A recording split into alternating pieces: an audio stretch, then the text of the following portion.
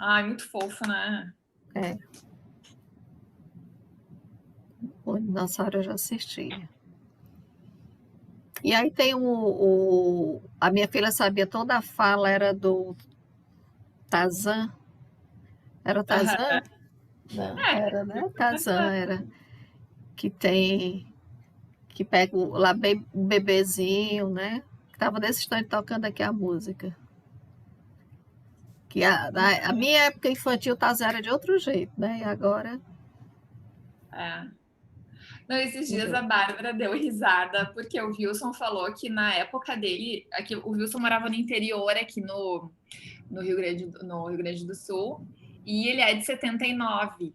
Então, no interior, em 80, assim, 84, 85, só tinha um canal de televisão. Tipo, não. Uhum. E ela, nossa, papai, se tu queria assistir um desenho, tu não podia escolher? Ele, não, filho. Não tinha como escolher, ainda tinha que dar sorte de estar passando alguma coisa que a gente gostava.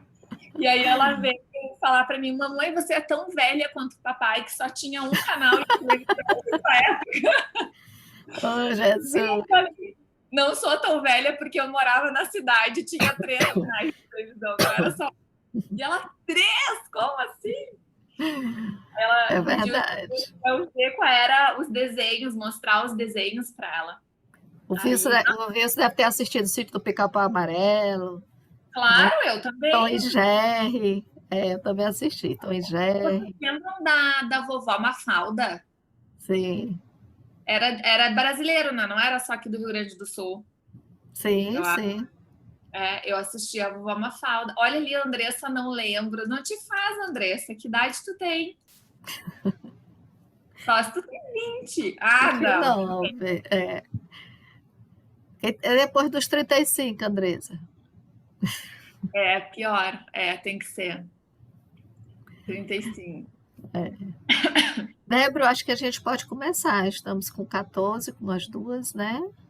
E eu acho que aí as pessoas vão chegando. Você vai compartilhar, precisar compartilhar a tela. Deixa eu colocar aqui, peraí. Ai, Jesus, o que é que eu fiz aqui? Saiu. Tu compartilhou a tua. Foi. Pronto. Ok.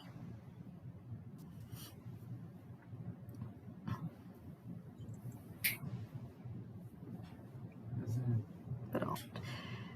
Gente, boa noite novamente. Agora de uma forma mais formal, né? Agora gravando aqui.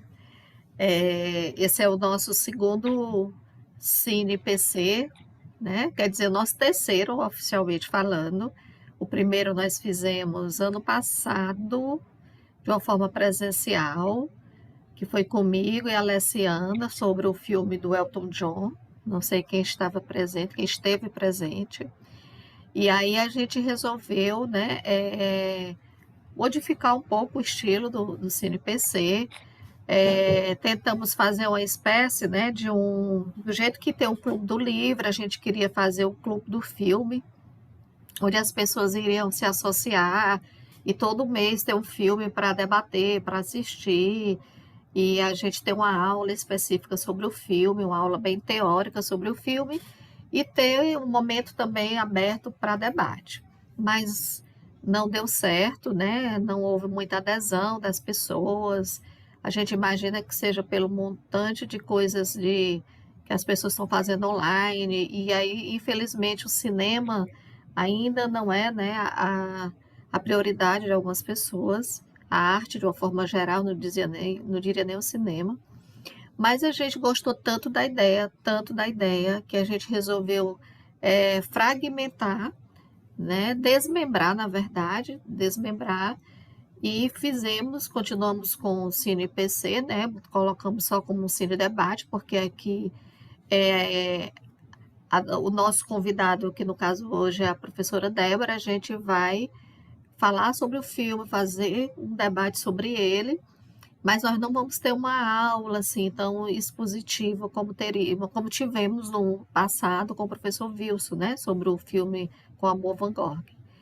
Então, a nossa ideia é que todo mês fazendo esse evento gratuito, mesmo para que a comunidade compreenda e coloque o cinema dentro da sua prática profissional, né? A gente tem divulgado muito para os psicólogos, psiquiatras, e a gente colocou isso no Psicoeducando através da Sétima Arte, porque acreditamos o quanto o filme pode nos trazer muito aprendizado com os nossos pacientes, né. E esse mês, especialmente, que era o mês das crianças, a gente quis trazer uma discussão que debatesse muito o família, adolescente, criança, e assistimos esse filme, né, A Fabulosa Gilly Hope, e aí a gente achou que seria um bom debate, tem muita coisa para a gente discutir. E a nossa convidada do mês, né, é a Débora, que ela está dizendo aqui já meio que se apresentando, doutorando em psicologia, né, tem uma visita escolar, é melhor se apresentar aí, Débora, porque aí você fala melhor aí das que Pode você ser, faz. pode ser. Bom, pessoal, primeiro deixa eu agradecer a Soraya e o IPC pelo convite, né? É uma honra poder estar sendo escolhida para falar de um tema tão importante num mês em que se fala sobre infância, né? Então, obrigada e também parabéns pela iniciativa, porque para mim foi bem inovadora essa ideia de trazer assim em lives ou em aulas mesmo, assim, né? Independente do formato que fosse ser, a questão de se basear num filme para falar de um diagnóstico, de uma temática inteira. Então, achei bem bacana, né? Que bom que deu para adaptar aí da forma como foi e a gente está aqui. Bom, gente, então eu sou a Débora Fava, eu sou psicóloga aqui em Porto Alegre. Eu sou coordenadora da Elo Psicologia e Desenvolvimento, que atualmente é uma parceira do IPC. A gente tem um curso que tocamos juntos aí em Fortaleza de forma presencial, barra EAD por causa da pandemia, né? Que é a formação em terapia comportamental dialética. E estamos pensando em aumentar esse leque da parceria, mas aí eu fico depois, mais adiante, a Soraya fala das surpresas aí que virão, né? A gente ainda vai acertar detalhes. Sim, sim. Bom, então assim, eu trabalho ali, eu coloquei, né, meu mini currículo, enfim. Eu tenho praticamente toda a minha formação voltada para a área da infância e adolescência, das terapias comportamentais cognitivas, né? Então, hoje eu trabalho 80% com crianças e famílias, né, e adolescentes. Né? Criança, para mim, vai até 21 anos, né? Então, crianças e famílias. E atendo ainda, assim, alguns adultos, mas geralmente adultos, casais, com temáticas que se voltam para as relações familiares. Tá? Então, aquela mulher que está com uma situação com a filha, adolescente, né? Ou com o marido, que agora vão se separar e aí não sabe qual é o impacto que vai ser nos filhos, então acaba atendendo geralmente as demandas familiares. Mas não sou uma psicoterapeuta de formação sistêmica, sou de cognitivo e comportamental.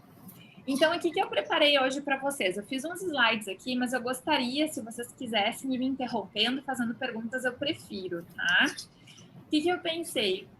Da gente falar um pouquinho, né, sobre, até eu botei vídeo aula aqui, porque, bom, a gente está gravando, então depois vai ficar por uma vídeo aula, né? Mas eu vou falar, então, de uma breve contextualização da história da personagem, né, que é a Gilly, e aí falar um pouquinho sobre o que é o TOD e o que é o transtorno de conduta e como é que ele aparece na história da Gilly, para a gente fazer uns diferenciais, ver se é bem assim mesmo, né, se o filme expressou bem aquilo que a gente vê nas crianças daqui, né, da vida real ou não. Então, só para começar, a Gilly Hopkins, a fabulosa, né, Gilly Hopkins, é um livro escrito, agora eu me perdi na data, mas eu acho que é na década de 70, 1978, talvez. É um livro bem antigo, tá? E aí depois teve algumas gravações, né? E hoje tem essa aqui, que é a que nós assistimos, né? Dessa capa aqui, né? Do vídeo. Tá? Então, que é um filme de 2015, né? Uma releitura dele de 2015. Então, olha só, qual é a história da Gilly, né? A Gilly é essa personagem aqui, eu imagino que a maioria de vocês já deva ter conseguido ver, né, o filme, né? A mãe biológica dela é usuária de drogas, né? Tem um histórico de problema de comportamento na escola e depois de adulta, assim, no final da adolescência, Ela some de casa, acaba engravidando e não comunica a sua família, os seus pais, por isso. Tanto que no final do filme, a avó biológica da Gilly fala: eu nem sabia que a tua mãe tinha uma filha, porque quando eu tentei comunicar ela da morte do seu avô, né, do pai da mãe da Gilly, eu não conseguia informá-la, né, porque eu não conseguia achar ela. Então, fazia 13 anos que a avó não conversava com a mãe da paciente, tá? Então, por que eu mostrei bem isso, assim? Porque a gente tem que entender da onde vem essa criança, né? Porque não são só fatores ambientais, mas também tem fatores biológicos que a gente tem que avaliar quando a gente vai pensar num diagnóstico e num funcionamento de determinada paciente, indivíduo, né? Bom, aí a Gilly, então, é abandonada pela mãe, mas não fica claro pra gente no filme e no livro. Eu fui atrás do livro e eu não consegui esse livro para comprar. E não tinha resumo na internet, assim, quando a gente baixa algumas coisas, não tinha essa informação. Talvez no livro original tenha, né? E a Gilly é abandonada pela mãe num orfanato e passa por vários lares até chegar na casa da Trotter, que é essa senhora aqui, tá, de cabelinho crespo. Então, a gente sabe que ela tem uma troca de lares, mas a gente não sabe como foi essa passagem, né? Por exemplo, agora de vida real, eu atualmente estou com algumas crianças com transtorno de conduta no consultório. Uma delas chama mais atenção, porque passou dos 4 aos 8 anos em lar de... como é que se chama? O orfanato. E nesses 4 anos que ele ficou no orfanato, ele foi adotado, só que foi devolvido no dia seguinte, algumas vezes. Então, esse movimento de tu tá num local que não é um local que, por mais que tenha cuidados e tudo, mas não é um ambiente familiar que o paciente consegue fazer vínculo com as pessoas de lá, né? É muito difícil para ele começar a ver as pessoas indo embora e ele ficando. E aí, quando ele sai, que ele tem a oportunidade de sair, ele volta pelo mau comportamento, né? Pela essa dificuldade de aderir à família. Débora já tem uma pergunta aí, então, no chat. Deixa eu abrir o chat, então. Pronto. Tá. É comum TOD em crianças órfãs? Olha, eu diria que é comum TOD. TOD não é mais um diagnóstico tão difícil de encontrar, assim. Porque depois vocês vão ver ali, eu coloquei para vocês uma imagem do modelo. Aliás, depois os meus slides vão estar no meu Instagram para vocês, se vocês quiserem salvar toda a apresentação, podem salvar. O diagnóstico de TOD, ele é um diagnóstico principalmente promovido por práticas parentais deficientes. Então, práticas disciplinadoras, afetivas, que não são suficientemente boas. E aí a gente acaba tendo esse conjunto de sintomas aí que vão explicar o TOD, tá?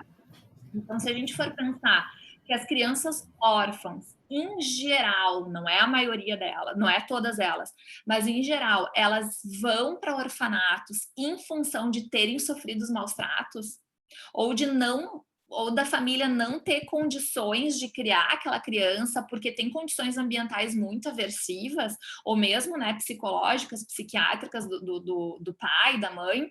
Então, por isso só a gente já vê que teve uma dificuldade, né, e este é um fator de risco para o desenvolvimento do TOD. Aí, a Gilly, ela no filme mostra que ela está sempre em busca, de uma forma até fantasiosa, pela mãe biológica, né? E como é que é essa busca dela, assim, isso é um pouco estranho, assim, porque ela, às vezes, ela sabe que a mãe dela não ficou com ela, né? Tanto que ela estava num orfanato, ok, passou de casa em casa e tal. Mas não aparece ela se questionando ou tendo raiva da mãe. Aparece ela tendo um amor, uma saudade, um relacionamento utópico com a mãe, pensando que um dia ela vai conseguir encontrar a mãe e que a mãe vai receber ela de braços abertos, entende? Ela até chega numa hora de uma fantasia, ela diz assim: eu não vou mais ser a Gilly, a terrível Gilly, eu vou ser a Gilly tipo glamourosa, e aí aparece elas assim andando num tapete vermelho e tal. Só que não fica claro como que ela chegou a criar essa fantasia, se houve uma mentira daqui a pouco do porquê que essa mãe abandonou ela e tal. Isso não fica claro ali pra gente. Mas então ela acaba descobrindo o contato da mãe. A mãe se comunicava com ela eventualmente por cartões postais, mas nunca dizia vou te ver ou eu moro em tal lugar, vem me visitar. Não, era aqueles contatos superficiais. E aí a Gilly descobre, porque invade ali o carro do agente do orfanato e pega o contato dessa mãe, manda uma carta dizendo que estava sofrendo maus tratos na família da Trotter, que é a que estava adotando ela, né? Só que aí, depois de um período, ela começa a gostar dessa família e começa realmente a criar uma vinculação bem interessante, afetiva, com a Trotter, com o irmãozinho, com outro senhor também que participava da rotina da família. Só que aí a mãe recebe essa carta, que entra em contato com as pessoas do orfanato e ela, a mãe biológica da Gilly, entra em contato com a avó biológica e pede para ela assumir a guarda. E aí a avó vai lá e tira ela dessa família. Só que é uma separação traumática, porque no momento que vai fazer o afastamento dessa família, ela se arrepende profundamente de tudo que ela fez, da carta que ela escreveu, dizendo até que ela tinha sido violentada, que tinha, né, que era mantida presa no armário e tal. E ela se arrepende disso porque ela tá gostando. No momento em que a avó aparece, ela tá cuidando da família, que todo mundo ficou gripado ao mesmo tempo, assim. Então, a gente vê que, de fato, ela teve, em pouco tempo, não fica claro quanto, um vínculo muito mais fortalecido com esta família adotiva. E aí, no final do filme, ela conhece a mãe biológica através da avó e acaba se decepcionando, né? E mais no final eu vou falar como é que é essa decepção aí, do ponto de vista ali do vínculo, da empatia, enfim. Bom, gente, o que é o Todd, então? Né? O Todd, ele é um padrão de humor raivoso, irritável, né? Com um comportamento questionador, desafiante, ou uma índole vingativa, com duração de 6 meses, tá? Aqui, gente, olha só, eu queria que vocês frisassem essa última frase, com pelo menos um indivíduo que não seja um irmão, tá? É muito complicado fazer o diagnóstico de TOD, porque várias vezes os psicólogos estão fazendo avaliação e falam assim: ai, não é TOD, porque é só com a mãe, então é alguma coisa no relacionamento com a mãe, eu tenho que orientar a mãe. Mas, gente, o TOD é isso, tá? Não precisa ter medo de dar um diagnóstico, né? Não é um rótulo, é um quadro que explica aquele funcionamento da criança naquele momento, né? Não precisamos ser tão temerosos assim, porque exatamente é isso, né? Olha aqui, ó, com pelo menos um indivíduo que não seja um irmão. É isso que tem que ficar claro, tá? Aí a gente vai ter que ver se ele tem pelo menos 4 critérios dos que tem a seguir. Então, aqui são as classes, mas pode ser de qualquer classe, né? Com frequência perde a calma, a Gilly tá aqui, né? A gente vê ela perdendo a calma com a menininha, aquela, a ruivinha, que vai falar com ela e ela sai daqui, eu não te aguento, tu é uma tola, né? Com frequência é sensível ou facilmente incomodado, então olham para ela, ela já encara mal, né? Com frequência raivosa ou ressentida, então raivosa a gente vê mais, o ressentimento não é algo que aparece, mas raivosa sim. Frequentemente questiona figuras de autoridade, né, ou adultos, enfim. A gente percebe ela questionando tanto o rapaz, o agente do orfanato, quanto a família adotiva, quanto a professora, tá? desafia assintosamente ou se recusa a obedecer às regras e pedidos dessas figuras, né? Então aparece isso na escola ou quando o agente de segurança pede para ela fazer alguma coisa, ela se recusa, né? Frequentemente incomoda deliberadamente outras pessoas. Então, por exemplo, ela pega uma bola de basquete em determinado momento e sai correndo com a bola de basquete, depois se vê em maus lençóis lá, acaba tendo que ir para a luta corporal com um grupo de pessoas, porque ela ficou assim, entrincheirada, assim, quando ela chega numa parede e a porta está fechada, né? Então, é muito de graça que ela incomoda as outras pessoas. E frequentemente culpa os seus erros, né, culpa os outros pelos seus erros ou mau comportamento. Isso não aparece, né? Então aparece mais esses outros aqui. E foi malvado ou vingativo pelo menos 2 vezes nos últimos 6 meses. É claro que na história temporal do filme a gente não tem necessariamente a data certinha, né? Mas considerando que ela fez aquela carta para né, enfim, para as autoridades, enfim, aí chegou lá no orfanato, em que ela disse que ela sofreu maus tratos e tal. Isso é uma vingança, né? Aparenta ser uma vingança por ela não estar com a mãe dela, né? Por ela não ter recebido o endereço da mãe dela e não ter podido ir atrás da mãe dela. Porque ela tenta fugir em um momento, mas é pega e volta lá para casa da Trotter de novo, tá? Então, dos critérios de Todd, ela fecha quase todos, talvez não culpa os outros pelos seus erros, até porque ela é bem desaforada e ela assume o que ela faz porque ela não tá nem aí com o desempenho dela e com a crítica que ela vai receber. Talvez por isso que não apareça aqui ainda, né? O que é importante da gente entender no Todd, assim, que esse comportamento ele causa um sofrimento e para ela aparece, né, esse sofrimento para os outros em seu contexto social imediato. Ela não parece sofrer pelas atitudes que ela tem de desafio e oposição às outras pessoas. Não parece sofrer por isso. Parece que ela sofre pela saudade da mãe e por ela ser incompreendida ou injustiçada por não estar com a mãe. Até porque ela tem aquela ideia fantasiosa dela. Então, a gente precisa separar isso, porque num paciente que chega pra gente, a gente acha que ele está sofrendo por causa disso, a gente pode encobrir a possibilidade de um transtorno de conduta, tá? Então, isso é importante de poder diferenciar. Ou, né, que no caso dela é E, causa impactos negativos no funcionamento social e educacional, principalmente, tá? Aí esses comportamentos, eles não podem ocorrer durante o curso de um transtorno psicótico ou por uso de substância, e ela não faz uso de substância, ela não parece estar deprimida e não aparece ser um transtorno bipolar, tá? E uma outra coisa que a gente tem que fazer um diferencial desde 2013, quando o DSM-5 chegou para nós com um diagnóstico diferente, é o transtorno disruptivo da desregulação de humor. Porque se ela fechasse critérios para o disruptivo da desregulação de humor, automaticamente ela perde o TOD, tá? Porque eles não podem coexistir, tá? O disruptivo da desregulação de humor é aquele padrão mais de humor ranzinza também, né, irritável, mas tem explosões de raiva muito mais intensas do que as reações do TOD.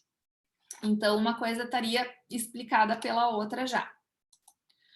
Bom, com relação ao TOD, quando a ênfase está nos sintomas desafiantes, questionadores ou vingativos, a gente tem um risco aumentado para o transtorno da conduta.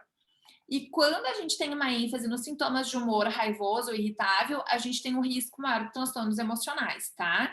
Isso aqui não é a Guile, isso aqui é o que aparece nos pacientes com esse perfil. Quais que vocês acham, qual ênfase vocês acham que tá o TOD da Guile? O que vocês responderiam? Tô olhando o chat aqui. Nos desafiantes, para transtorno de conduta ou para transtornos emocionais? Tipo depressão, ansiedade. O que vocês acham? De conduta, Érica. Quem dá mais?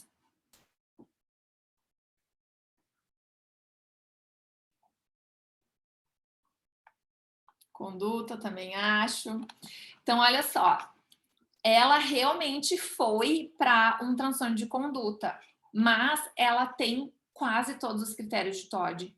Então, se a gente fosse projetar a vida dela, ela tem um risco aumentado, por exemplo, a uma depressão, né? Porque ela tem o humor raivoso, irritável, né? Bem presente. Claro que com o passar do tempo ali no filme, ela se vincula bem com a família e acaba melhorando disso, né? Ri, conta piada, brinca com aquela menininha ruiva, abraça, diz eu te amo, né? Então isso acaba se dissolvendo, mas no início ela tem esses dois riscos bem aumentados, tá? Bom, qual é o modelo cognitivo do TOD? Olha só, deixa eu tirar aqui o meu bate-papo que está na minha frente. Aqui, ó. Lembra que eu falei para vocês quando... Deixa eu ver, acho que foi a Márcia que perguntou lá em cima. Eu falei, ó, por que as crianças, né, que ficam, né, que são órfãos ou que ficam em orfanatos, elas têm um risco aumentado para problemas de comportamento? Porque provavelmente, né, se foi uma criança retirada da sua família pelo conselho tutelar, por exemplo, a maioria delas foi retirado por condições não favoráveis, seja por práticas educativas ruins, seja por negligência, seja por negligência causada pela falta de condições financeiras, né? Mas existiu possivelmente existiu essa característica na história de vida da criança. E aí, o que a gente percebe? Assim, vamos pegar, em linhas gerais, práticas educativas inadequadas como permissividade e autoritarismo, tá? São as mais comuns que chegam para a gente na clínica ambulatorial. Então, vamos lá. Se eu educo meu filho de uma forma permissiva, deixo ele fazer o que ele quiser, seja porque eu acho que ele... sei lá, porque... a vida vai mostrar para ele o caminho correto, então eu quero que meu filho seja livre, eu não vou privar ele de nada, tudo que ele quiser fazer, ele pode fazer, ele vai aprender com seus próprios erros. Esse é um estilo de permissivo. A gente tem outro estilo de permissivo, que é aquele permissivo pelo cansaço, do tipo assim, eu tento disciplinar, aí a criança é muito difícil, ela tem um temperamento difícil, ela não aceita bem as regras, ela tolera mal as frustrações, e aí eu digo, tá, cansei, faz o que tu quiser, né? Ou aquele permissivo que não sabe como dar a orientação, como dar a disciplina e acaba errando, mas por falta de técnica, por falta de saber quando que se pune, quando que se reforça, quando que se extingue um comportamento, se castigo se dá, não se dá, esse tipo de coisa, tá? E o autoritário, né, aquele autoritário que manda na criança de cima para baixo, né, que que exerce muito mais imposição de regras e limites do que afetos. E regras e limites não responsivos, né, sem cuidado, sem saber se aquela criança tem maturidade e desenvolvimento suficiente para conseguir responder aquelas regras de forma como o adulto espera, né? Bom, então isso são essas práticas, tá? Se eu tenho essas práticas, eu tenho uma chance aumentada para a criança desenvolver um estilo dicotômico de pensamento, o que vai gerar déficit nas resoluções de conflitos, de problemas, tá? Então, por exemplo, alguém diz assim, filho, agora é hora de fazer o tema de casa. E aí, o que ele pensa? O filho pensa, com TOD, com estilo dicotômico de pensamento, tu não gosta de mim, tu só quer me ver sofrer, porque tu só pede que eu faça as coisas, tu nunca valoriza as coisas boas que eu faço. A mãe só pediu para ele fazer o tema. E ele interpretou, se alguém fala algo que eu não quero fazer no momento, significa que aquela pessoa não me ama. Né? É nesse sentido polarizado 880 da distorção cognitiva. E aí isso, obviamente, vai causar um déficit na resolução de problemas. Por quê? Porque para eu resolver um problema, como, por exemplo, fazer algo que eu não estou motivado para fazer agora, tipo desligar a televisão para fazer os temas de casa, é um problema. E eu tenho que ter flexibilidade cognitiva e não pensamento polarizado para eu conseguir resolver aquela situação com o mínimo de prejuízo para mim ou para os outros, tá? Tudo ok até aqui? Vamos sinalizando ali que eu tô com um chatzinho aberto. E aí, esse funcionamento vai aparecer como? Esse funcionamento cognitivo ele vai aparecer através da manifestação de raiva e da manifestação de negativismo e oposicionismo, que é exatamente o que a gente vê na Gilly Hopkins, né? A gente vê até muito mais o negativismo e o oposicionismo do que, de fato, a crise de raiva, porque ela parece bem fria em alguns momentos, o que nos faz pensar se essa menina também não tem um transtorno de conduta, tá? Tudo bem até aqui?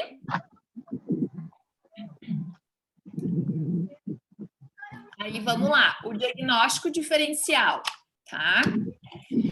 O principal diagnóstico diferencial do TOD é o transtorno de conduta. Também tem o TDAH, tá? Mas eu não coloquei aqui porque a Gilly não parece apresentar nada de TDAH, tá? Por que o TDAH a gente faz um diferencial com o TOD? Porque quando ele é predominantemente hiperativo, tem uma tendência dele, do TDAH, responder de forma agressiva diante de estar fazendo um esforço cognitivo, como, por exemplo, executar uma tarefa escolar.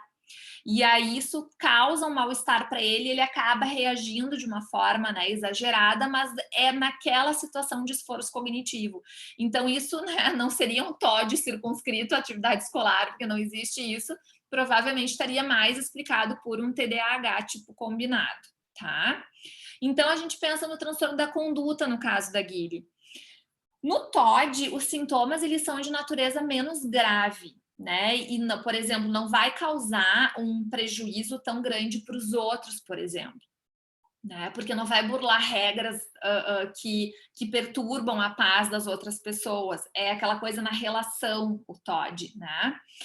E incluir problemas de desregulação emocional como base. Então, olha só, no TOD a gente tem aquela questão do humor irritável, raivoso, lembram? No transtorno de conduta, não. Por exemplo, vou trazer um outro filme aqui para vocês que é da época de Todo Mundo, tá? Quer dizer, não sei, né? Da menina aquela lá que tem 29 anos, eu não sei. Mas tem um filme, a Soraya vê se lembra, O Anjo Malvado, com o Macaulay Culkin. Aquele menino que fez Esqueceram de Mim, 1, 2 e 3, tá? Aquele filme mostra um menino extremamente habilidoso, aparentemente querido, aparentemente afetivo, aparentemente controlado, que não perde a calma em nenhum momento, tá? Então, no transtorno da conduta, não é necessário a questão do humor. No TOD, sim. Tá? E ela tem isso, ela é ranzinza, né? Ela é o tempo todo fechada e tal. O transtorno de conduta, ele pode passar, dizer, oi, Soraya, bom dia, como é que tu tá? E pelas costas aqui eu tô falando, olha só, a Soraya é muito ruim o que ela faz e tal, não falem com ela, não se matriculem nos cursos dela e tal.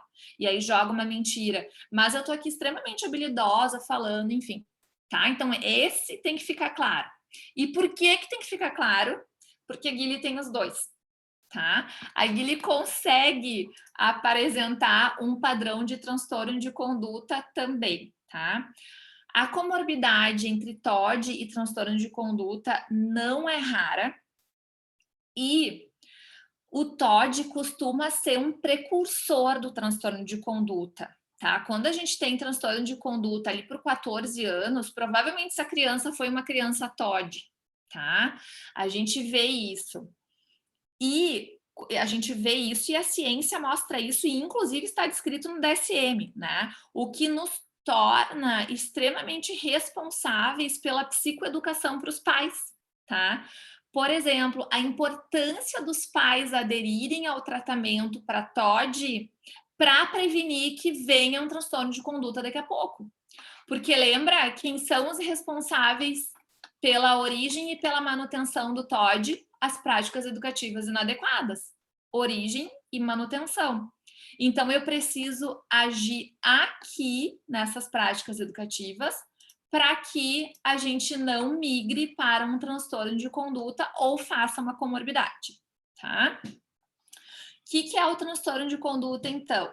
Um padrão de comportamento repetitivo e persistente no qual são, olha aqui o que eu grifei, violados direitos básicos de outras pessoas ou regras sociais. tá?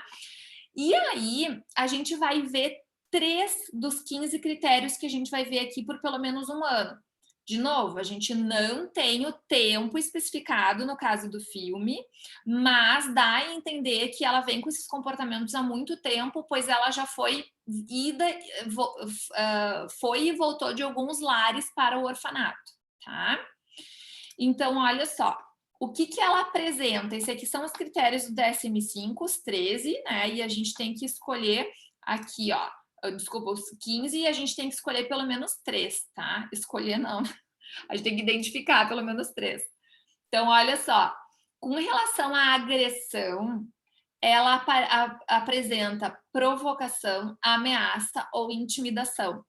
Isso fica muito claro naquela cena em que ela provoca os meninos com a bola de basquete, e fica muito claro também quando ela intimida o menino, que é o irmãozinho adotivo dela, quando ela chega na casa. Ela vê que ele é uma presa fácil, vê que ele tem medo e ela dá um susto nele, e depois, né, se faz como se não tivesse acontecido nada ali, tá? Depois, ela também apresenta esse critério que é de iniciar brigas físicas, né? Com 2 situações, ela inicia brigas físicas, e com uma outra situação, que é essa aqui, ó, ela simplesmente empurra o menino na hora lá que ela passa no corredor de graça, ela empurra e segura contra o armário da escola. Tá? Então, ali, se o menino reagisse, né, teria virado uma briga. Não virou porque era um menino mais passivo nesse sentido, mas ela teve essa iniciativa, tá? Com relação à arma, ser cruel com pessoas, tipo machucar pessoas por crueldade, assim como, por exemplo, algumas crianças que beliscam, né? Outras crianças menores alfinetam, né? Cortam as crianças, isso ela não apresenta. Nem roubo com confronto, também não. E não forçou ninguém a atividade sexual. Com relação à destruição de propriedade, ela também não provocou incêndios e também não destruiu propriedade das outras pessoas, tá? Mas, ó, ela já tem 2 aqui, certo? E aí, com relação à falsidade e furto, ó, invadiu casa ou edifício ou carro de outra pessoa. Que casa que ela invadiu, vocês lembram? Ela invadiu uma casa e o carro, né? Só que assim, não foi uma invasão do carro do tipo vou roubar ou arrombar esse carro, não. Mas eu entrei ali, eu mexi nos documentos, eu fiz isso de forma enganosa enquanto ele tinha batido o carro, a gente, né, tinha batido o carro, sendo que ela poderia ter evitado esse acidente e ela não evitou. Ela mostrou que ia acontecer e ele aconteceu. Ela poderia ter dito cuidado, ela não fez isso, ela se aproveitou da vulnerabilidade para mexer nos documentos da mãe dela, né? E ali que ela conseguiu o endereço, tá? Furtou itens de valores consideráveis sem confrontar a vítima, tá? Aqui é diferente de roubo lá, né? Sim, ela entrou na casa, né, esqueci o nome dele agora, o senhor Randolph, que é aquele senhor que vai jantar com eles, né?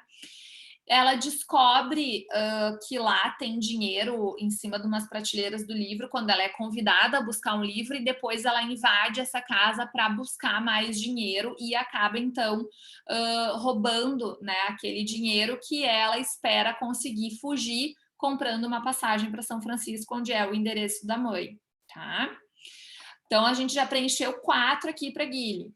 E com relação à violação graves de regras, está relacionado a ficar fora de casa, apesar da proibição, né, com frequência, antes dos 13, mas ali ela já tem, né, mais.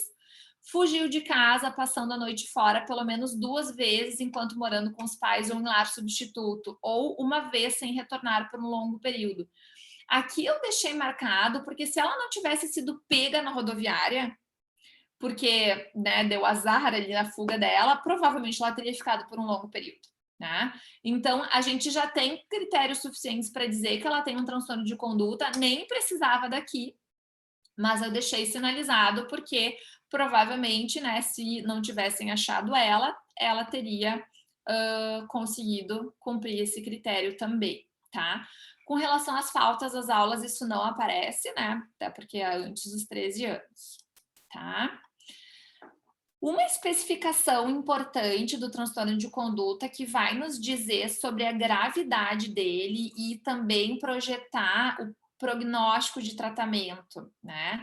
É essa parte do DSM lá depois, no final, que passa todos os critérios de transtorno de conduta, tem isso aqui. A gente tem que especificar se tem emoções pró-sociais limitadas, tá?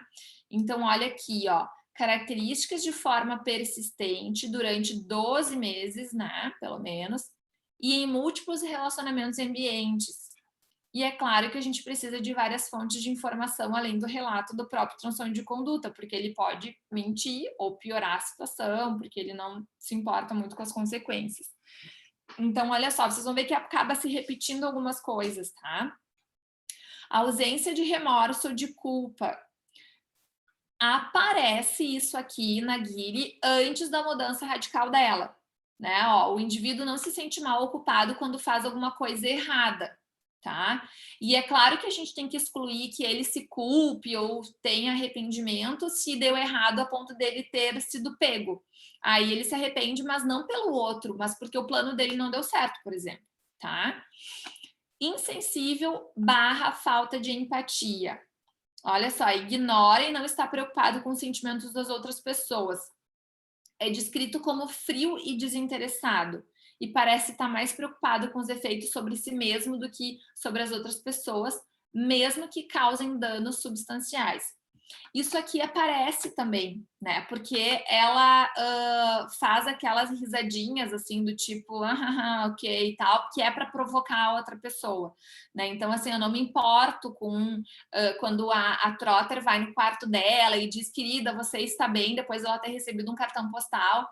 Ela diz, eu não preciso da ajuda de ninguém, né? E é extremamente grosseira, né, com uma pessoa que estava querendo ajudar, tá? Despreocupada com o desempenho, não demonstrar preocupação com o desempenho fraco ou problemático na escola, e isso ela deixa bem claro, né? Porque ela, inclusive, mentiu e ofendeu a professora porque ela não queria ser tratada como uma aluna que não fosse problemática, porque se ela não fosse problemática, ela ia conseguir sair da escola, ou enfim, não precisar fazer as coisas e tal. E o afeto superficial ou deficiente, ó, não expressa sentimentos nem demonstra emoções para os outros, a não ser de uma maneira que pareça superficial, insincera ou rasa, tá? Por exemplo, ligar e desligar emoções rapidamente ou expressões emocionais para obter algum ganho. Ela faz isso aqui às vezes, mas eu não sei se eu classificaria ela como afeto superficial, porque eu vejo ela bastante raivosa ainda, né? Então, eu não traria aqui, a gente traz mais, por exemplo, no afeto superficial ou deficiente, aquele menino do outro filme que eu falei para vocês, do Anjo Malvado, do Anjo Mau, tá? Então, ela acaba no início do filme mostrando um quadro muito ruim de transtornos de conduta, tá? Bom, olha só o modelo cognitivo do transtorno de conduta. O que a gente vai ter aqui? Esse modelo, tá? É um modelo que foi proposto, mas ele não esgota as possibilidades de visão de si mesmo ou dos outros, tá? Por exemplo, aqui ele traz que, como fator de etiologia, a experiência de maus tratos, por exemplo, e ela deve ter tido modelo de maus tratos ou modelos inadequados, né? Pelo que a gente percebe ali da história dela, que é contada pela avó depois, enfim. Aí essa experiência, esses fatores predisponentes aí, iriam influenciar uma visão de si como forte e autônomo e uma visão dos outros como trouxa e exploradores. Por isso que eu faço gato e sapato das pessoas, tá? E aí eu faço, então, né, um padrão cognitivo mais a nível material de ganha-perde, né? Então, assim, eu tenho que fazer o que eu quiser, eu, né, faço as minhas, o que for preciso para conseguir o que eu quero conseguir, tá? E para isso também um mecanismo de desengajamento moral, que eu não me preocupo com o que isso causa para a sociedade, para as pessoas, ou mesmo para mim dentro dessas regras sociais. Aí, como estratégias comportamentais, né, seriam a mentira, a manipulação, a agressão, destruição, violação, e afetivas, a ausência de empatia e de culpa, uma frieza emocional e a busca por vingança, tá? O que a gente percebe aqui que a gente pode questionar no caso da Guile e de tantas outras crianças com transtorno de conduta? O que vocês acham? Qual quadradinho a gente poderia dar uma mexida no caso dela?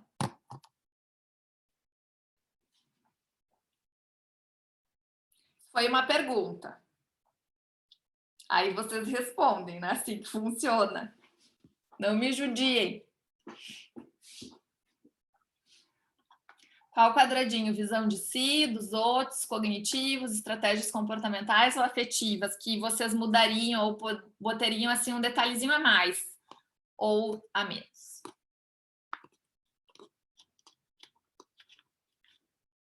Não, só me respondam assim, não vou responder, que aí eu já entendo.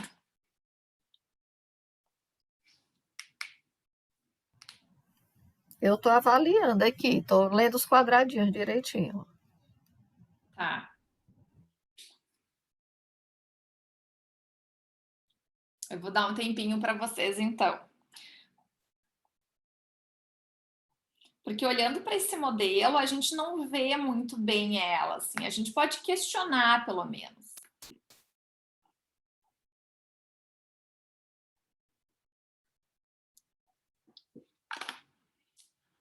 Deixa eu ver aqui a Rafa, ó. Acho que a tristeza pela mãe nas reações afetivas, tá? Então, né, ela não é fria emocionalmente, ok? Uma coisa que dá para aumentar, mas é no caso dela, né, claro.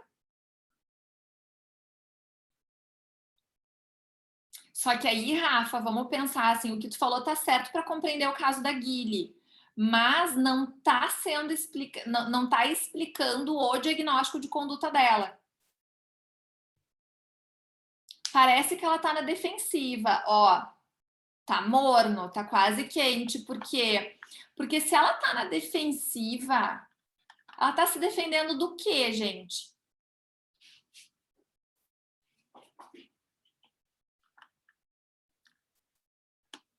A defesa dela é o ataque, né? Por quê?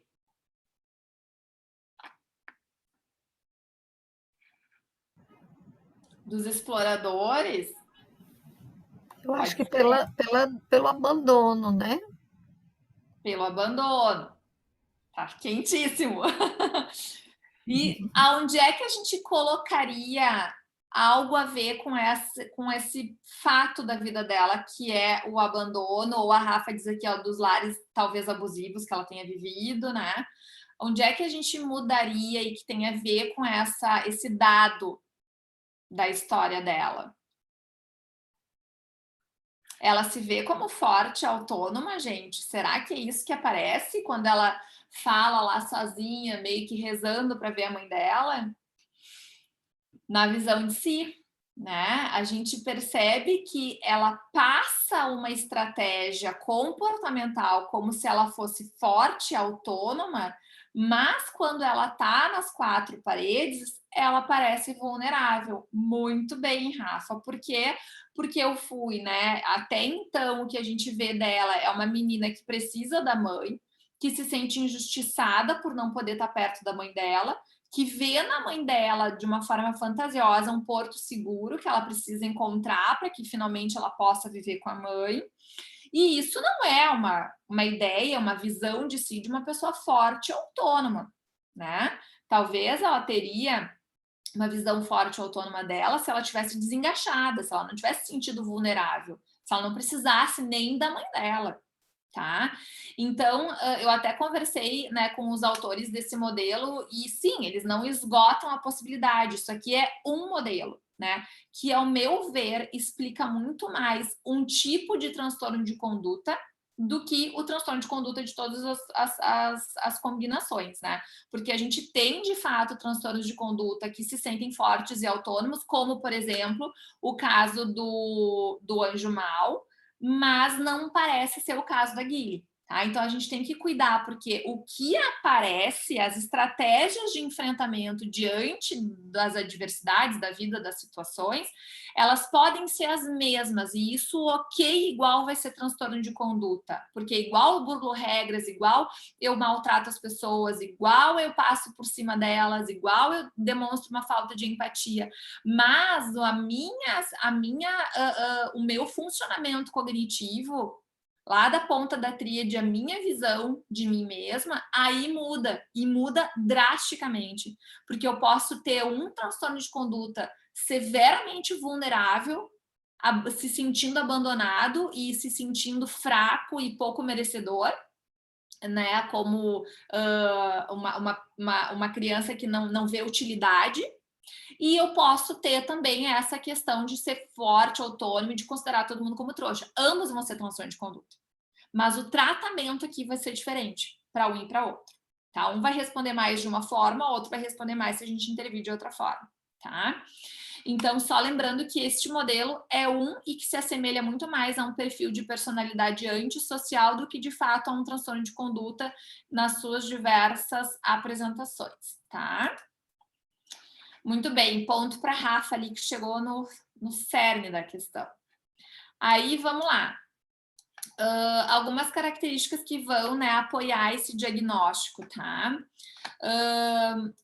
Esses indivíduos mais agressivos, né, com transtorno de conduta, eles costumam inadequadamente perceber as intenções dos outros como mais hostis, ou seja, pensamento dicotômico, lembra? Isso também aparece ali no transtorno de conduta, tá? E eles, né, então respondem com uma agressividade que eles julgam ser razoável e justificada. Sabe como é que a gente vê isso na clínica, gente? Com o MASEC. Você sabe o que é o MASEC? MASEC é uma expressão das crianças e dos adolescentes que justifica o porquê que eles fizeram alguma coisa. Do tipo assim, o adolescente ou a criança roubou dinheiro da mãe para comprar um game de um amigo que ia liberar um link para ele, e aí pagou o amigo em dinheiro, roubou dinheiro. É errado fazer isso, eu sei, eu não devia ter feito. Mas é que a minha mãe não me deu quando eu pedi 3 vezes, eu já tinha até me comportado bem e ela não me deu. É o MASEC, né? Eles julgam que tá ok a atitude deles, que tem uma justificativa, tá? A Guile não mostra isso, mas olhem para os pacientes de vocês, eles usam o MASEC, tá? Ou SOC, mas é que SOC tal, né? Uma outra questão característica deles é a insensibilidade a punições, tá?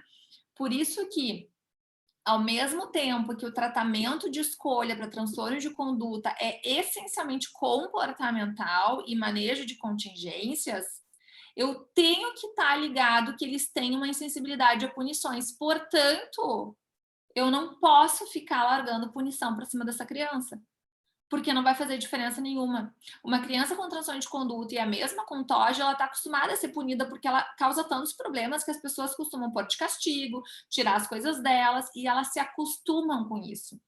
O que a gente precisa mais promover aqui é oportunidades para que elas sejam reforçadas e evitar as punições. Mas as punições também vão ser necessárias, mas a gente tem que ter esse cuidado. A gente tem que ter um altíssimo controle para aplicar as punições em crianças, tá? E, enfim, né, eles têm, então, um risco aumentado para suicídio também do que as crianças sem esse diagnóstico. Uma outra questão que eu acho importante refletir quando a gente assiste esse filme é a empatia, tá? E a empatia, vou falar aqui bem rapidamente, mas deixei o artigo se vocês quiserem depois dar uma lida com mais calma, né? Tem 3 componentes da empatia, né? O componente cognitivo diz respeito a eu conseguir tomar a perspectiva do outro, ou seja, eu entender que aquela pessoa está passando por uma situação e eu conseguir compreender os motivos dela, tá? O componente afetivo é a tendência da gente a experimentar o mesmo afeto que aquela pessoa está demonstrando ou algum outro afeto que esteja mais voltado para aquela pessoa, para a situação daquela pessoa, do que, de fato, para mim mesmo, tá?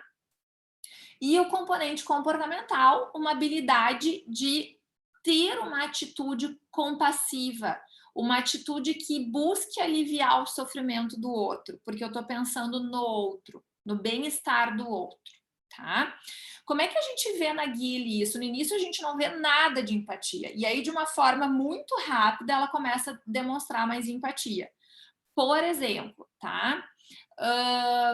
Ela, o irmãozinho dela, até botei a cena aqui, ó, aqui embaixo, tá? O irmãozinho dela tem o lanche roubado, é um menino com histórico de maus tratos também, e aí a Trotter tá cuidando dele e tal, super protege o menino também. E aí o menino tem o lanche roubado, ela vê. Ali é um sinal de empatia, porque apesar dela ser agressiva, chutar a canela dos guris que roubaram ele, né, e ser bem agressiva com os meninos, e dizendo para ele, tu tem que bater nas pessoas, eu vou te ensinar como é que se faz e tal. Então, ela seguiu tendo o perfil agressivo dela, mas ela se colocou no lugar do irmãozinho, né, que estava sofrendo ali, que precisava de alguém para ajudar, e ela foi lá, né? Então, eu tomei perspectiva do meu irmão, entendi o que estava acontecendo com ele.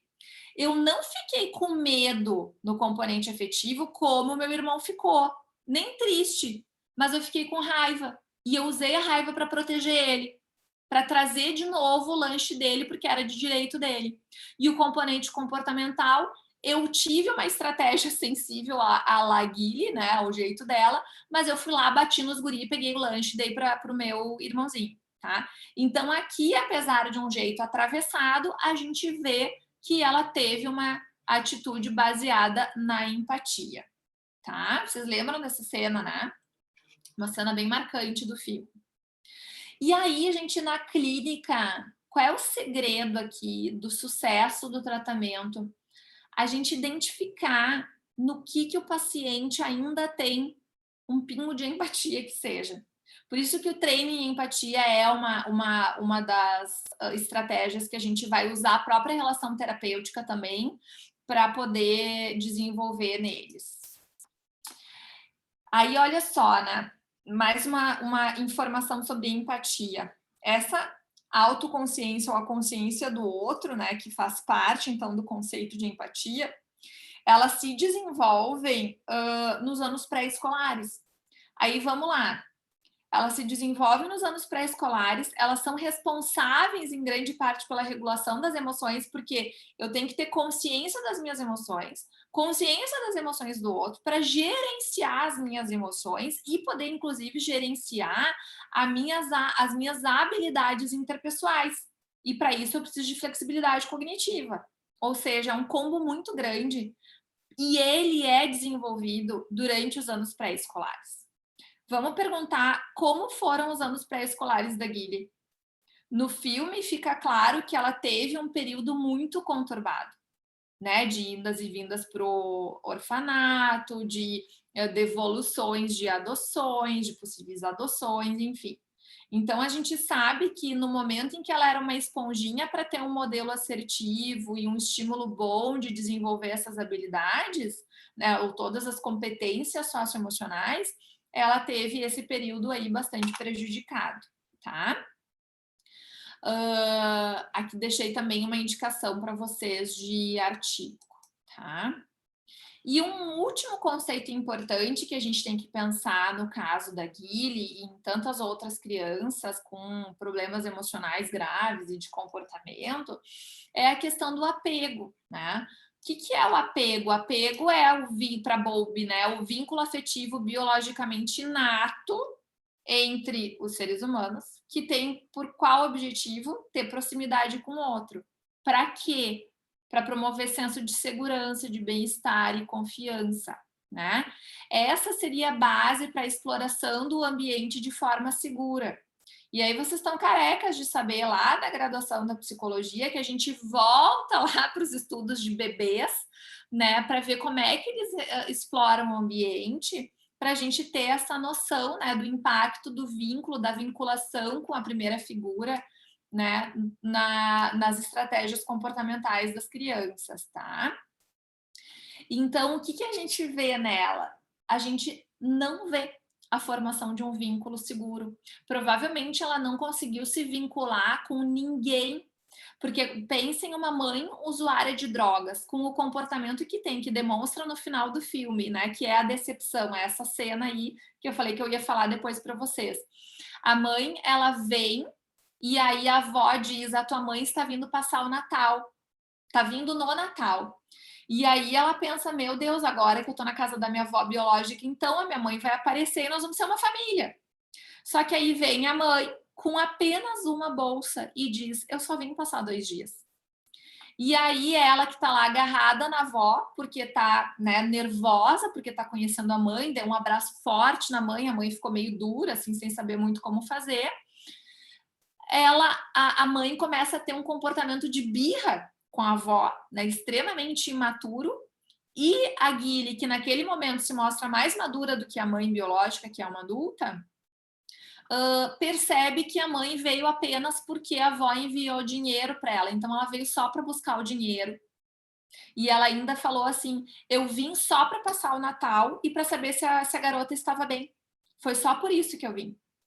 Ou seja, eu não vim para te conhecer, para ficar contigo, para construir um laço, para viver em família. E já chega brigando com a avó, né?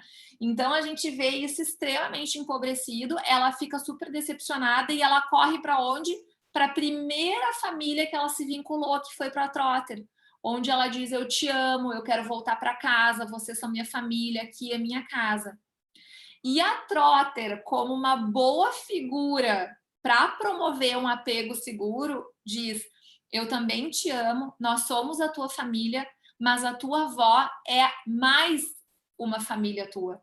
Agora tu tem 2 famílias e a tua avó precisa de ti, vai te fazer muito bem, tu também vai ficar muito bem com ela. E a gente vai se ver, e aí já combinam de passar ação de graça junto e tal. A avó demonstra um sentimento de gratidão pela Trotter, né, em função de tudo que fez com essa menina. E aí ali a gente vê que aonde ela desenvolveu um apego e começou, né, a ter essa manifestação de afetividade foi com a Trotter, né, que conseguiu dar limites assertivos para ela, que conseguiu demonstrar afetividade para essa menina, e que no momento em que ela queria grudar, voltar na casa, a Trotter disse: tu é autônoma, tu consegue, tu é forte e eu tô contigo. E isso é importante para a gente ter um apego seguro. Não é o super proteger. A Trotter foi um excelente exemplo ali de como se estabelece o apego seguro. Claro que a gente está falando de uma menina adolescente com uma senhora, né? Mas a gente transpõe isso da vida dos bebês lá com a mãe que atende bebê, que olha no olho, que dá carinho, que, né, que dá mamar, seja mamadeira ou teta, não interessa, né, mas que dá essa sensação de segurança. A Trotter fez ali com ela naquele momento e ainda assim transformou ela numa menina autônoma de acordo, né, com a idade dela, o nível desenvolvimental, tá?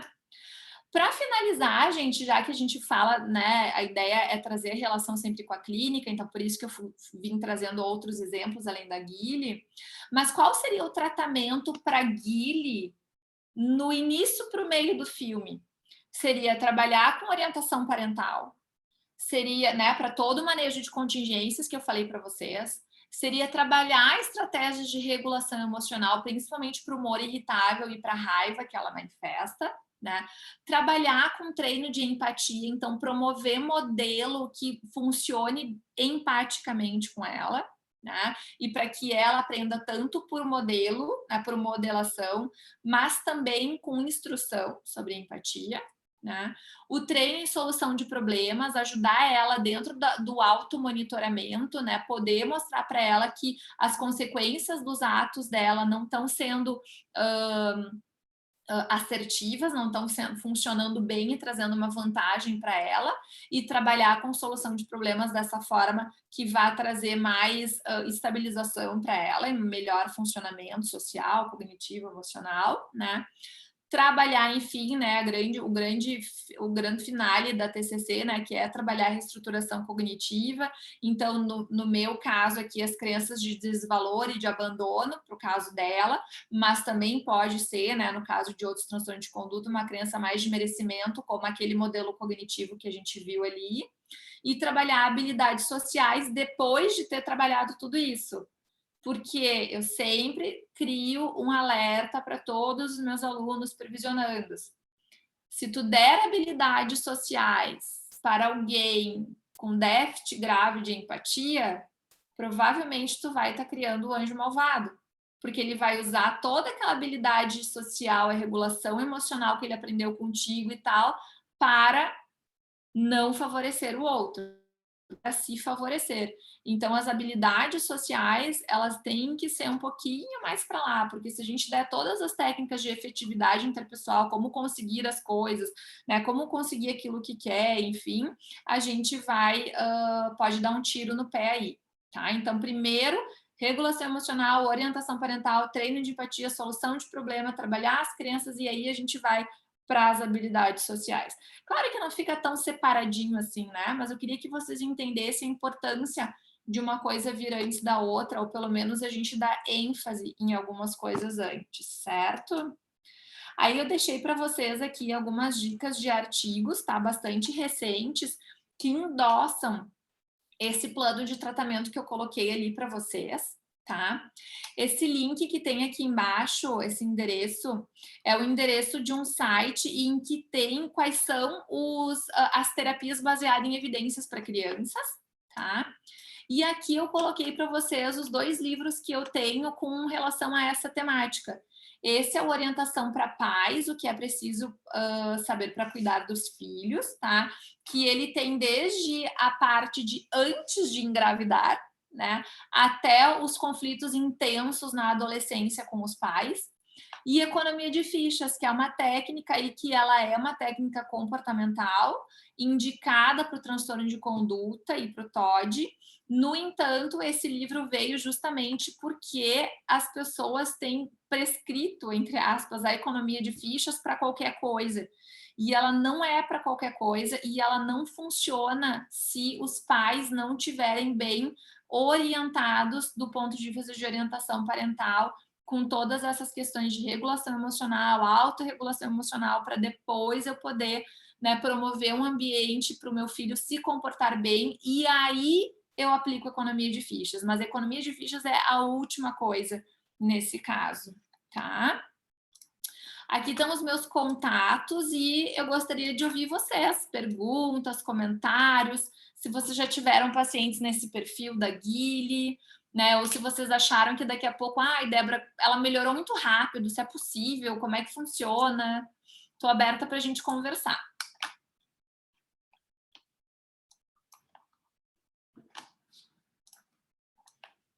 Cadê vocês? Apareçam. Pois é, me chamou a atenção essa questão, né, da melhora repentina dela. Mas eu entendi que foi um divisor de águas, tudo aquilo que ela sonhava foi quebrado e ela voltou para a realidade. E ela percebeu que o que ela buscava nessa mãe biológica ela já tinha encontrado em outra família. Né? Então não tinha mais por que se opor tanto aos outros, e principalmente por imaginar que os outros eram culpados dela não estar com a mãe. Então ela não queria ficar com nenhuma família, porque ela queria estar com a mãe. Quando ela percebe que a mãe não quer estar com ela, então é como eu pelo menos atribuí isso à mudança dela, né? Acho que ali consolidou, né, Soraya? Eu concordo contigo. Aquilo ali foi muito forte para ela, porque imagina uma vida inteira sonhando com algo, quando tu vê, não era, né? Eu entendo como uma gota d'água que consolidou, porque um pouquinho antes, quando a avó vem buscar, ela já tenta se explicar que ela tá cuidando da família, porque a família tá doente, não é porque ela tá passando maus tratos, né? Mas eu concordo. Ele fechou com chave de ouro, assim, a mudança dela. Sim. Aqui, parece que tem uma pergunta aí. Aqui, conheço pouco sobre a TCC e estou maravilhada.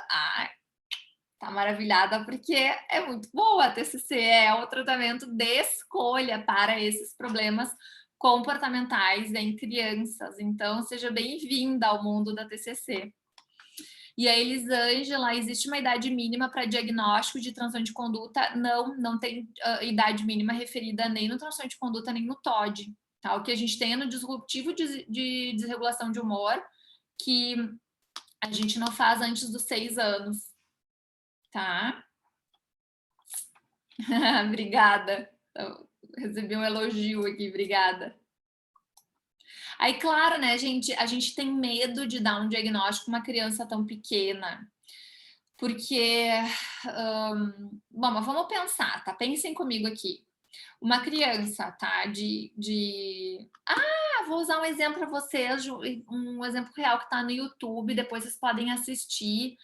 A Beth, que hoje é uma enfermeira, dá palestras, parece, sobre essas questões de comportamento, de superação e tal. E ela é se vocês botarem Beth, transtorno de conduta, no YouTube vai aparecer uma menina que aos 5 anos tinha sido abusada e tal, foi adotada, e aí ela maltratava o irmão, queria matar os pais, alfinetava o irmão, machucava os bichinhos que ela tinha, né, contato, e ela, acho que eram esses os comportamentos, e ela ainda fazia violações sexuais com o irmão mais novo, assim, colocava, apertava o pênis do irmão, ou mexia em alguma coisa, com alguma coisa o ânus dele e tal, com intenção de machucar. Vocês teriam medo de dar transtorno de conduta para essa criança? É claro que ela tem transtorno de conduta. Agora, isso não faz dela uma criança sacana. E é isso que a gente tem problema às vezes, porque a gente vê o transtorno de conduta como um sacana, como um malandro.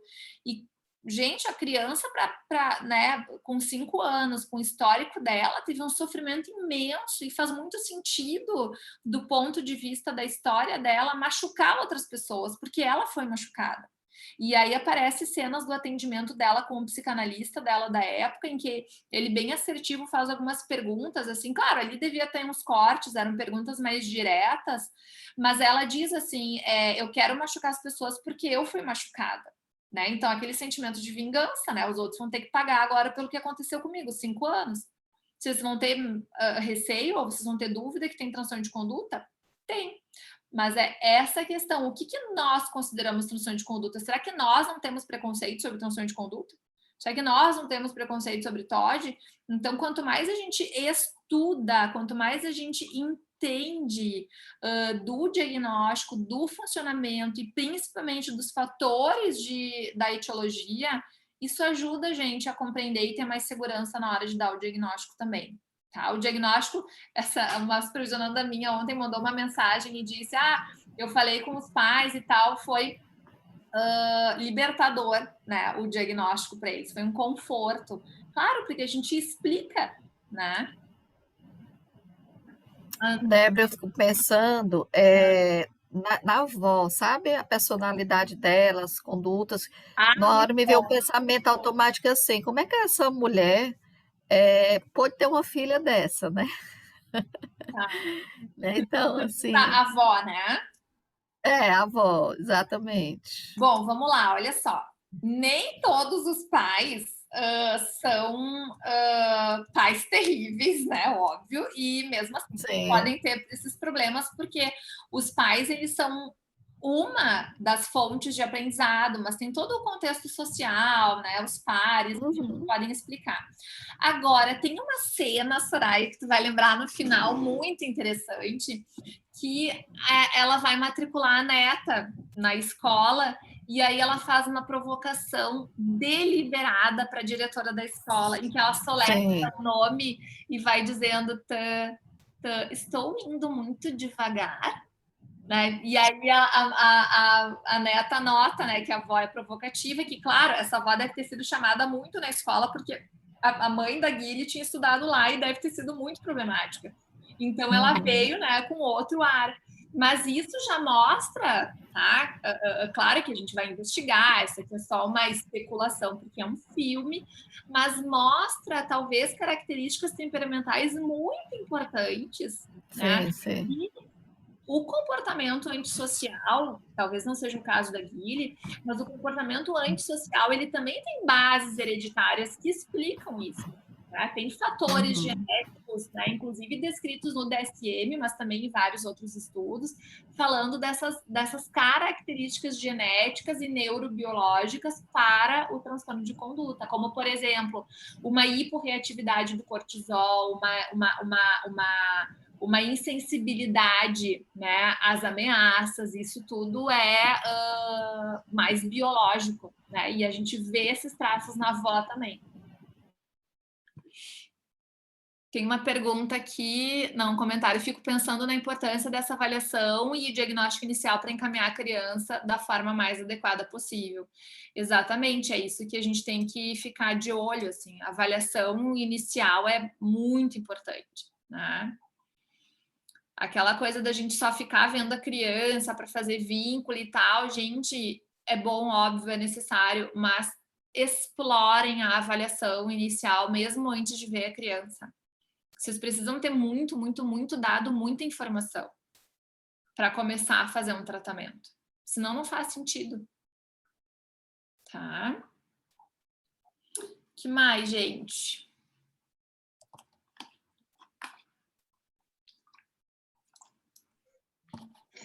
Muito bom, assim, foi fantástico, né? Dá vários insights, a gente pensa assim em vários casos. Eu atendo crianças, mas eu nunca peguei nenhum caso de TOD. Mas eu convivi com a família, a qual a criança, a mãe tinha transtorno mental, e desde dele bebê, ela meio que já abandonava, né? Colocava muito essa criança para casa da família paterna. E aí ela morreu. Ela se matou, na verdade, suicídio. Uhum. Então, ele tem todo o comportamento de TOD, né? E aí, quando eu comecei a conviver com eles, né? Comecei a conversar, no caso, ela era minha coordenadora, era tia dele, irmã do pai dele. Foi ela que ficou com a responsabilidade dessa criança. Uhum. Então, foi bem importante quando você falou assim, né? Aquela questão do comportamento desafiador, não só com os irmãos, né? Alguma coisa do tipo, porque de fato ele tinha esse comportamento até com a babá, né? Com as outras cuidadoras que precisavam cuidar dele. Então, era muito nítido ali esse quadro de TOD. Aí ele foi levado, né, para terapia, eu acho que deve estar em acompanhamento até hoje. Mas, assim, ficava muito claro, porque como eu convivia dentro da casa, aí eu percebia, sabe? Assim, é bem delicado mesmo, É. assim, esse diagnóstico para a família. Exatamente. E é isso, assim, né? É com uma pessoa que não seja um irmão, né? Então, até a gente, claro que não é que com o irmão pode, tudo vale, tá liberado, né? Não é isso. Mas é que tem um outro diagnóstico Z, né? Que a gente tá falando do diagnóstico F, mas quando a gente vai lá para o Z, no final do DSM tem as outras condições que podem ser foco de atenção clínica, e lá tem um problema de relacionamento com os irmãos, tá? Por exemplo, bullying também um diagnóstico Z, problema de relacionamento no contexto educacional também, tá? E o transtorno de conduta também, que é bem importante, né? Essa parte que você falou, que se não for cuidado desde a infância, vai se tornar, assim, um transtorno de conduta lá na frente, que é o que mais eu acho é diagnosticado pelo fato que, assim, as famílias não levam muito as crianças para terapia, né? Para uma questão de diagnóstico também é bem delicado. E em relatos, assim, às vezes, de próprios pacientes, a gente percebe que na família tem alguém que ficou com transtorno de conduta porque também não foi cuidado. Aí eu vi a Soraya falando aí dessa questão da avó, eu tenho um caso, que inclusive foi até o meu caso da especialização, eu concluí a terapia cognitivo-comportamental agora, recentemente, já estou aí no curso de formação do esquema, né, da Soraya, e o meu caso, a minha paciente relatava que o sobrinho dela teve TOD, já estava com transtorno de conduta, ela é fonoaudióloga, tem um pouco de entendimento, né? E a irmã dela também foi da mesma forma. E quem foi que fez com que tudo isso ficasse flexível? A avó, que é a mãe, né? Então, essa mãe, eu percebo que ela também tem um problema aí, sabe? Porque foi ela que flexibilizou tudo e aí ficou a filha problemática, a filha teve um filho que também ficou com o mesmo problema, sabe? E aí a coisa só continua até hoje. É bem delicado. Eu não consigo trabalhar com uma criança sem trabalhar com sessões familiares e com o entendimento familiar, assim. Vários Uhum. estudos atuais estão mostrando que muitos dos tratamentos que a gente achava que antes funcionavam, porque eles eram individuais com as crianças, por exemplo, tratamento dos transtornos alimentares, do transtorno restritivo evitativo de alimentação, dos transtornos de ansiedade generalizada, a gente pode trabalhar só com os pais e a gente vai ter o mesmo efeito do que trabalhar com a criança. Então, para vocês verem o quanto que é importante o ambiente familiar e as práticas parentais. São estudos bem recentes, tá? A sistêmica já fala muito sobre isso, né? E mesmo o olhar da sistêmica também aí na terapia cognitivo-comportamental, né? Elas se integram, né? Tanto que eu tenho um curso aqui na Elo que se chama Psicoterapia e Intervenções Familiares. Por que ele é amplo? Porque ele une todas as terapias, né, ali que funcionam para cada demanda das famílias com as intervenções sistêmicas, assim. Então, Eu sou especialista nessa área de sistêmica, foi a minha primeira. É muito bom, ajuda bastante. Exatamente. Pois obrigada, viu, Débora? Foi ótimo, viu? Obrigada. Gente, eu acho que nós estamos já no momento aí. Tem uma pergunta aqui da Elisângela, se vai ficar gravada. Soraya, acho que vai, né? A gente está gravando. Espirrei na hora que ia falar, olha só. Sim, vai ficar gravada e vai para o canal do YouTube, certo? Vai ficar lá no canal. Deixa eu responder aqui uma última pergunta bem importante. O percurso do transtorno de conduta é o transtorno de personalidade antissocial? Não necessariamente, porque a gente pode ter um transtorno de conduta adulto, tá? Eu conheço alguns por aí, soltos por aí. Mas a personalidade antissocial, ela é diferente do transtorno de conduta, né? Depois vocês dão uma olhadinha lá nos critérios, não é uma evolução do transtorno de conduta, mas o que acontece na personalidade social é que a gente vê um padrão de transtorno de conduta na infância, tá?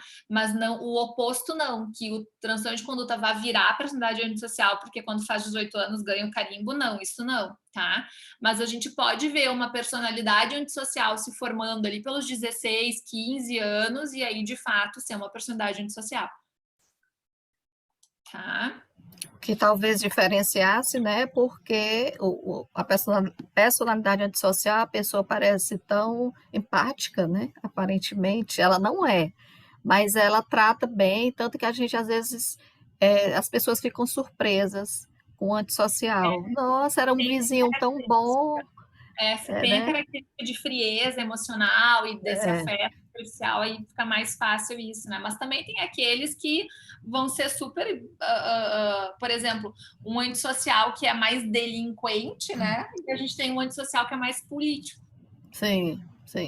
Desse aí que eu tô falando. Exatamente, tá cheio disso, são as piores. Tá. Gente, até o encontro também, muito obrigada.